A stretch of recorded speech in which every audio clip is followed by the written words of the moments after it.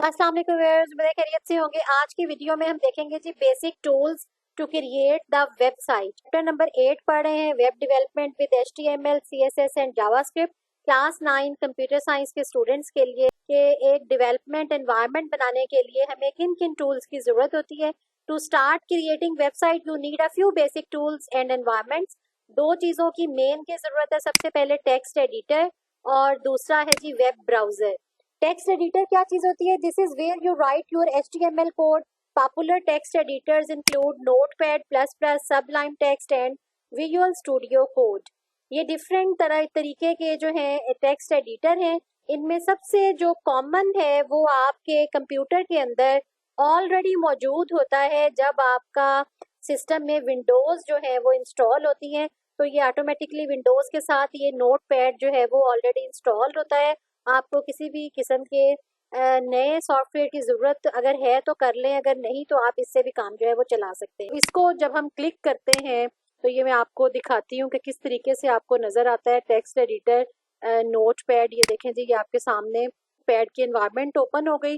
ये वर्ड की तरह यहाँ ऊपर जो है वो डिफरेंट ऑप्शंस हैं, लेकिन वर्ड में बहुत सारी ग्राफिक्स की भी होती हैं। इसमें ग्राफिक्स की नहीं होती क्योंकि इसमें हमने ओनली टेक्स्ट लिखना होता है। तो इसमें चंद बेसिक जो है वो चीज़ें होती हैं। यहाँ पे ये जो स्क्रीन वाइट स्क्रीन आपको नज़र आ रही है, इसके ऊपर हम अपना जो है वो टेक्स्ट लिखते हैं और फाइल से जाके सेव करते हैं। वेब पेज को किस तरीके से सेव करते हैं हम आगे चल के आपको बताएंगे इंशाल्लाह। वीडियो में अंत तक हमारे साथ रहिएगा। के बाद ये सबलाइम टेक्स्ट एडिटर भी होता है, नोटपैड प्लस प्लस भी है और विजुअल स्टूडियो कोड भी है। इनमें थोड़ी सी ग्राफिकल जो है वो चीज़ें होती हैं। अगर आप करना चाहें कर लें, अदरवाइज आप नोटपैड से भी काम चला सकते हैं। दूसरा है जी वेब ब्राउजर। वेब ब्राउजर हमें क्यों चाहिए होता है? We will use this to view and test your HTML file. यानी इसमें हम लिखेंगे कोड अपना, नोटपैड के अंदर हम अपना कोड लिखेंगे, चाहे वो HTML में हो, जावास्क्रिप्ट में हो या CSS में हो, और उसका जो रिजल्ट है वो आप देखेंगे वेब ब्राउजर के ऊपर।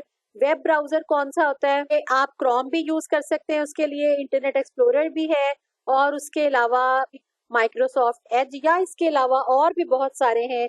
या आपके सामने फिलहाल क्रोम खुला हुआ है, या माइक्रोसॉफ्ट एज भी मैं आपको ओपन करके दिखाती हूँ। ये ओपन हो रहा है।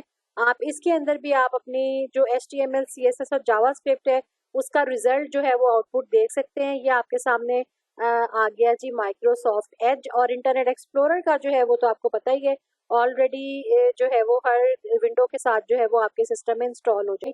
तो ये थे जी आपके टेक्स्ट एडिटर और वेब ब्राउजर। यहाँ पे वो आपको क्या एग्जांपल बता रहा है कॉमन वेब ब्राउजर्स की, गूगल क्रोम, मोजिला फायरफॉक्स और माइक्रोसॉफ्ट एज, राइट। तो ये थे जी कॉमन टूल्स।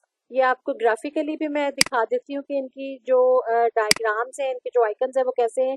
टेक्स्ट एडिटर के ये नोटपैड प्लस प्लस का आइकन आपको नजर आ रहा है। ये सबलाइम टेक्स्ट का इस तरीके से होता है, विजुअल स्टूडियो कोड ऐसा होता है, और वेब ब्राउजर ये तो मेरा ख्याल है आप लोगों ने अपने सिस्टम में जो है वो ऑलरेडी देखे होंगे। ये माइक्रोसॉफ्ट एज का, ये गूगल क्रोम और ये मोजिला फायरफॉक्स। नेक्स्ट वीडियो में हम देखेंगे पहला एक वेब पेज हम बनाएंगे कोडिंग के थ्रू। प्रैक्टिकली मैं आपको पेज बना के उसका रन करके उसकी आउटपुट भी आपको दिखाऊंगी। हेलो वर्ड का प्रोग्राम बनाएंगे। चैनल पे नए हैं तो चैनल को सब्सक्राइब कर लें, बेल आइकन को ऑल नोटिफिकेशन पे सेट करके अपने फ्रेंड्स के साथ भी शेयर करें वीडियोस, ताकि ये प्रैक्टिकल्स उनको भी आ सके। नेक्स्ट वीडियो तक अल्लाह।